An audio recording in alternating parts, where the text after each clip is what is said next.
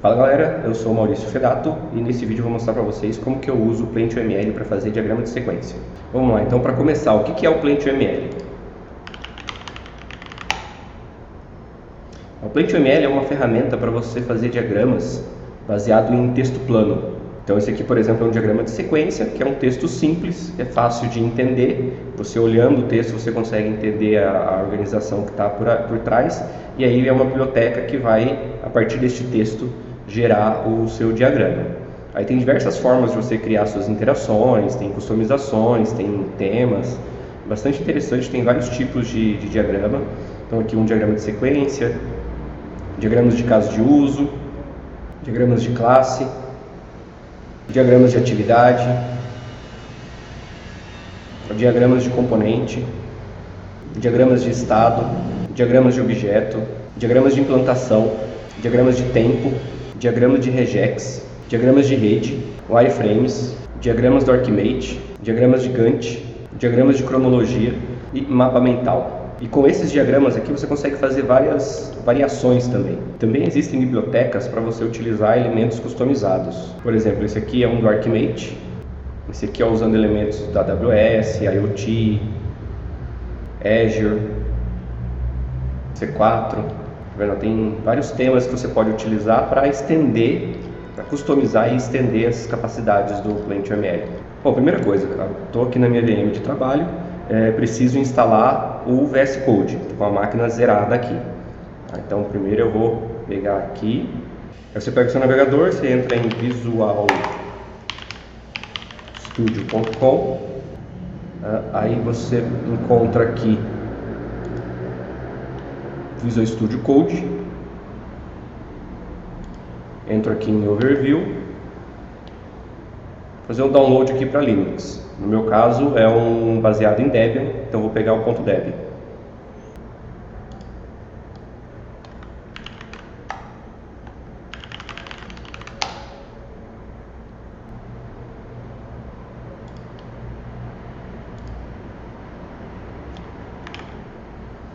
E aí está instalado aqui o VS Code.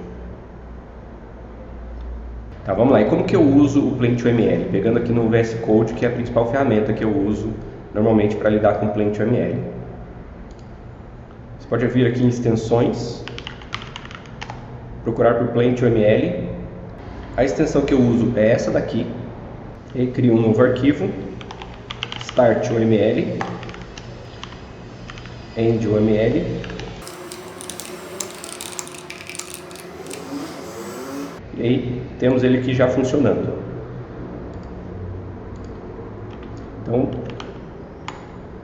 vamos seguir uma sequência aqui, pegando por um diagrama de sequência, tá? Então, como que eu costumo trabalhar o diagrama de sequência? Esse exemplo aqui é um exemplo mais direto ao ponto. Tá? Os exemplos aqui no plentioml.com são sempre o mais direto ao ponto possível. Então você tem aqui Alice para Bob, Bob para Alice. Você pode declarar os seus componentes, os seus elementos separadamente. Isso é importante porque os elementos são posicionados pelo Plentio-ML conforme eles vão aparecendo, conforme eles são declarados. E se você quiser, por exemplo, que o participante seja o primeiro item aqui desse diagrama de sequência, mas ele não é o primeiro a ter uma ação, de repente a ação dele é lá no final, alguma coisa assim, mas você quer que ele apareça primeiro aqui, você precisa declarar ele antes de declarar os demais. Ele precisa aparecer no fluxo, na hora de fazer renderização, ele precisa aparecer antes dos outros, tá? E também pela possibilidade de você utilizar nomes que façam mais sentido dentro do seu diagrama, visualmente falando, e que simplifique na hora de digitar. Então eu posso colocar aqui, por exemplo, Hector, que é um ator. Eu vou colocar aqui que esse ator é o meu cliente interno. E aí eu posso fazer assim, esse cliente interno. E aí, o que aparece no texto é cliente interno. Eu posso até colocar uma quebra de linha aqui, se eu quiser. Então, eu consigo separar, por exemplo, o que é o nome do meu elemento dentro do meu diagrama e o que é a label do meu elemento na parte visual. Aí eu posso criar aqui, por exemplo, um boundary app interno as interno, por exemplo. Aí vamos considerar que esse app interno tem uma API. E vamos considerar que essa API também tem um banco de dados. Eu vou salvar o arquivo para facilitar e começar a ter a sintaxe mais evidente ali, tá? Então eu vou colocar aqui, ó, diagrama sequência.puml. E aí dessa forma a extensão já consegue, junto ao Visual Studio, identificar qual é o tipo do meu arquivo e aplicar toda uma formatação aqui de acordo com a sintaxe, tá? Essa declaração aqui vem porque eu posso ter mais de um diagrama no mesmo arquivo e ele chia de eu colocar um nome aqui. Coloco, por exemplo, diagrama sequência. Se você não colocar um nome aqui, ele vai exportar com o nome do arquivo. Esse arquivo pode ser .uml, .puml ou .plant.uml. Essas três formas funcionam, tá? E agora vamos começar a fazer as interações aqui nas sequências, né?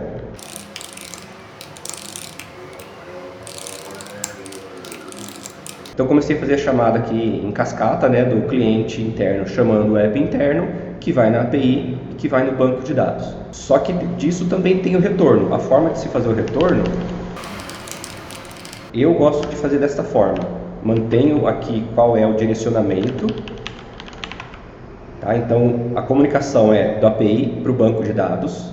E na volta eu continuo mantendo API e banco de dados, mas eu mantenho que a comunicação é de API até banco de dados.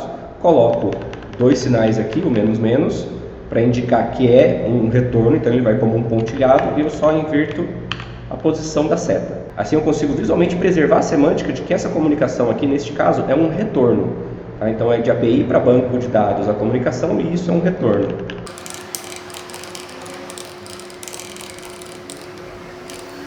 Tá aqui, tem o retorno. Tá? Em diagrama de sequência a gente tem também um negócio chamado ciclo de vida, que demonstra para a gente visualmente quando algo está sendo instanciado, quando tem alguma sessão, quando tem algum trabalho que foi iniciado em um determinado ponto e quando que ele finaliza ou quando inicia algum outro em paralelo.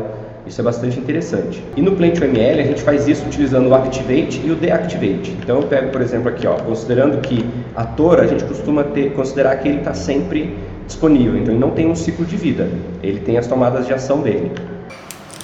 Dá um Activate aqui no app interno, o Activate está logo depois dessa chamada aqui, então é a partir dessa chamada que ele cria inicia o ciclo de vida. Como eu não finalizei ele vai até o fim do diagrama. Para eu finalizar ele, eu venho aqui, ó, depois dele ter o último retorno, dou um Deactivate. Aí deu para notar aqui que encurtou o ciclo de vida dele, ele acabou nessa última interação dele aqui. Vou aplicar o mesmo para API e banco de dados.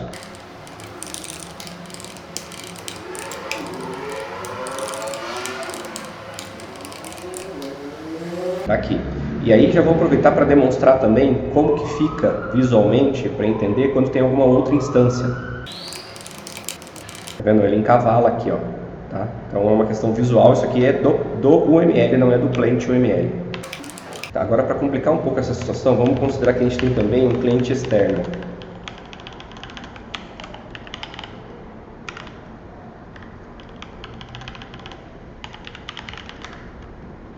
Tá?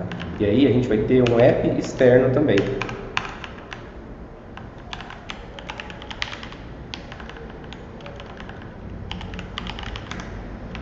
Mas que tanto o app interno quanto o app externo continuam consumindo a mesma API e o mesmo banco de dados. Então vamos considerar aqui que iniciada essa interação do cliente interno, aconteceu uma interação do cliente externo. Vamos ver como que isso fica representado aqui visualmente.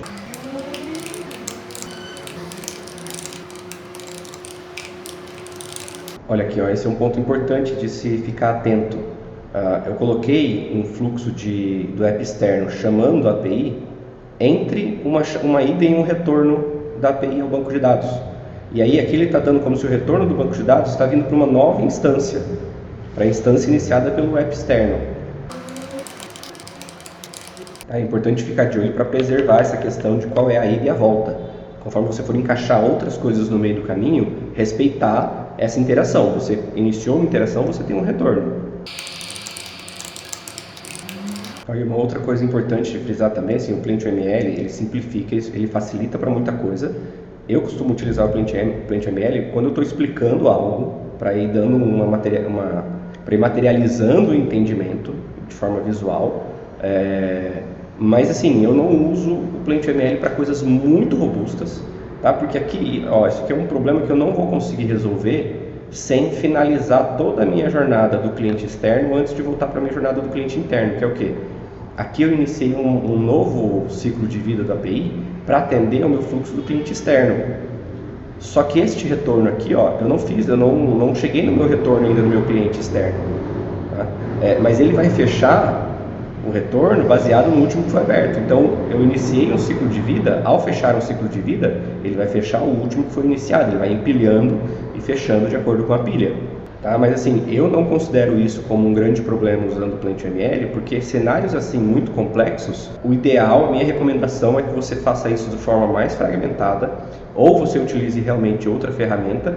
Normalmente, quando é uma regra muito específica que demanda esse nível de detalhe, é uma regra muito bem definida, tende a ser uma regra mais estável. Você vai acabar tendo nesse diagrama uma documentação que tende a viver mais tempo, ela tende a ficar mais tempo sincronizada com o código. E um dos pontos que eu coloco com relação ao PlantVML é o fato de ser baseado em texto, de você facilmente conseguir identificar se o diagrama foi alterado ou não, qual foi a alteração, e se você tiver algum diagrama que você realmente precisa atualizar de acordo com alguma mudança, alguma interação, alguma modificação que teve no seu código, você consegue identificar se o diagrama foi alterado ou não e qual foi a alteração dele, se está coerente ou não com a necessidade, em nível de pull request. Aqui, por exemplo, eu finalizei o ciclo de vida da API para o meu app externo. Agora eu já não estou mais compartilhando uma mesma linha de vida, uma linha de ciclo de vida entre dois fluxos. Tá? O ML não vê com bons olhos esse fluxo misto aqui, tá? Então o ideal seria ser separado, dois diagramas separados ou duas sequências separadas, mesmo que no mesmo diagrama, mas aqui eu coloquei justamente para dar uma complicada. Então aqui eu vou segurar a continuidade do fluxo da jornada do cliente externo para deixar acontecer em nível de código a finalização da jornada do cliente interno e depois continuar a do cliente externo. Essa jornada encavalada aqui não é recomendada para o ML, tá? Eu fiz propositalmente essa complicação para demonstrar um pouco mais a funcionalidade, tá? E vou usar agora aqui de outros artifícios para tentar simplificar, para explorar um pouco mais os recursos do PlantVML.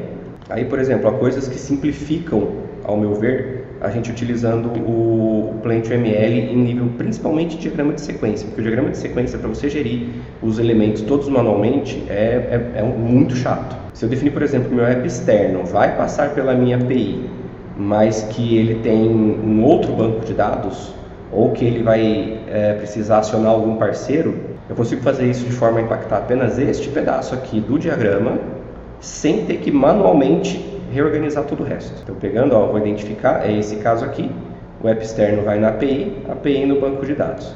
Então, eu vou fazer o seguinte aqui, vou duplicar esse ActivateDB só para confirmar que eu estou na posição certa. Beleza, duplicou onde eu esperava. Então, aqui eu estou na posição certa. Então, eu vou ter, além da chamada do banco de dados, vamos considerar aqui que eu tenho API chamando a si própria. Vamos considerar aqui que eu tenho uma autochamada da API para desempenhar algum trabalho nessa situação. E também, depois dessa chamada, eu tenho uma chamada interna da API que é relevante de eu mencionar. Tá? Então percebem que eu consegui, só mexendo aqui, colocando duas linhas de código, eu consegui redistribuir, reposicionar todos os elementos sem ter que fazer nenhuma manipulação visual de elementos. Eu só alterei aqui no diagrama e ele trouxe o resultado que eu esperava. Outras coisas que são muito bacanas usando o PlantVML, por exemplo, quando você precisa reorganizar alguma coisa. Você pode, por exemplo, vir aqui e definir que vou separar os contextos visualmente do que é interno e do que é externo, do que é da minha empresa e do que não é da minha empresa. Então vamos considerar que os apps estão rodando em dispositivos. Tá? Então um dispositivo interno é um dispositivo da empresa, um dispositivo externo não é um dispositivo da empresa. Tá? Então eu vou colocar o seguinte aqui, eu vou pegar o app interno, vou passar para cima aqui, e aí eu reposicionei eles, teve toda a mudança toda a redistribuição dos elementos visualmente, e o meu trabalho foi só mudar duas linhas. Tá? E ainda posso vir aqui e fazer o seguinte, criar um contorno, box externo, box Eu posso vir aqui e criar um box interno. Eu vou aqui, coloco um range box, beleza? Aí, por exemplo, ó, aqui eu errei, não foi proposital, mas teve um erro aqui, que é fácil de resolver, que é pegar esse interno aqui, passar para cá, esse externo aqui, passar para cá. Tá invertido. Beleza, agora eu tenho externo, externo, interno, interno. Vamos considerar aqui que eu tenho como externo, eu vou considerar como rua, e o que eu tenho como interno, eu vou considerar como escritório. E aí vamos considerar que eu vou ter um outro ambiente aqui, um outro contexto, que eu vou considerar, por exemplo, nuvem. Externo eu vou chamar de rua, interno eu vou chamar de escritório, e vou criar um outro aqui. Box, box, nuvem. Tá vendo? Então eu consigo facilmente reorganizar as coisas, colocar elementos sem muita dor de cabeça. E ainda tem outros artifícios que a gente pode usar, que é, por exemplo, a parte de usar cores. Eu posso vir aqui, por exemplo, em rua, escrever rua, red, e aí ele pinta lá tudo de vermelho. Mas você pode usar hexa, tá? Então vamos pegar aqui, ó, uma corzinha mais suave aqui, ó. Tá vendo? Aí ficou uma corzinha diferente ali. Aí vamos fazer uma puxada mais pro verde aqui para a segunda cor. E aí um puxado aqui com roxo. Fazer o outro aqui. E aí a gente pode ainda pegar essa questão das cores e jogar num outro nível. Beleza? E essas cores a gente consegue aplicar também a outras coisas, tá? Vou pegar um verde aqui um pouco mais escuro. Tá vendo? Então, colocando um verde mais escuro aqui após o Activate, a gente consegue, por exemplo, indicar visualmente aqui os ciclos de vida, a relação entre eles, por exemplo. E a gente consegue ter aqui um apelo visual um pouco maior. Tá vendo? Então, a gente consegue visualmente simplificar a leitura. Então, tem vários elementos que a gente consegue utilizar aqui. Num próximo vídeo eu entro na questão dos skin param que tem do PlantVML para simplificar, para mudar essas cores como padrão. E aí eu encerro por aqui esse vídeo de como eu uso o PlantVML para fazer diagrama de sequência.